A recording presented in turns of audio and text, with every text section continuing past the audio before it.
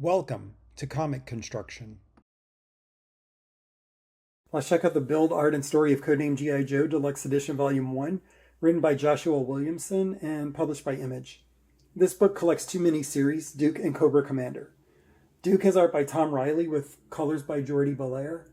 There is an epilogue to Duke, which is art by Jason Howard and colors by Mike Spicer. And Cobra Commander has art by Andrea Milana and colors by Annalisa Leone. This is an oversized hardcover about 7.5 by 11 1/8 inches and has 256 pages. The build is identical to Volume 2, which I reviewed a few weeks back.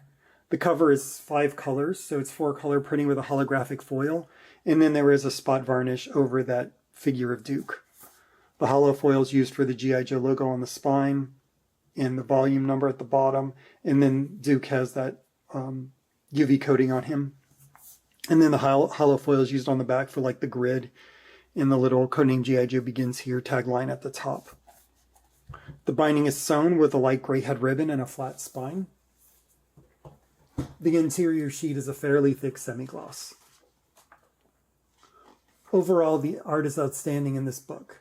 Tom Riley's art in Duke is excellent. It reminds me of Wes Craig's art in Deadly Class. There's a kineticism that is breathtaking in this art. I really enjoyed the artistic movement and characterization in the Duke miniseries. Jason Howard's work in the epilogue is very loose and sketchy with an emphasis on movement rather than detail. It's a very short story with a really cool art style.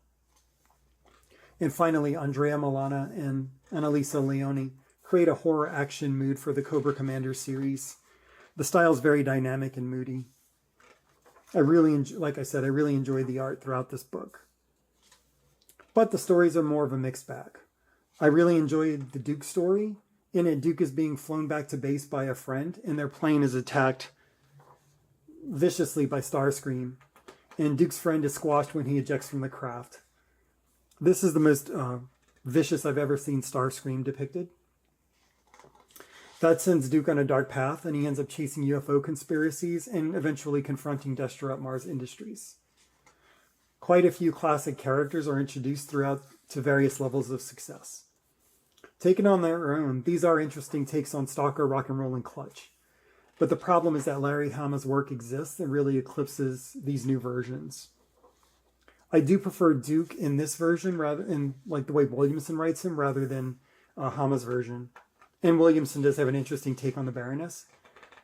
And it's a bit of a spoiler, but she ends up joining G.I. Joe, which is pretty out of character and kind of an interesting take.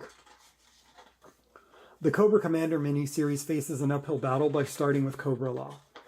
I really dislike the Cobra Law stuff, so that was an immediate challenge. The story told makes sense in this new universe, but is a little too far out there for my taste in G.I. Joe. I prefer it to be a little more grounded. But this is a reality wherein G.I. Joe and the Transformers and who knows which other Hasbro properties will be rolled in. I do plan to check out the first trade paperback of the new series, but considering how deeply I love the Hama series and some of the early IDW stories, I cannot see this series surpassing those. Thanks for checking out this video. If you enjoyed it, like, subscribe, and share with a friend.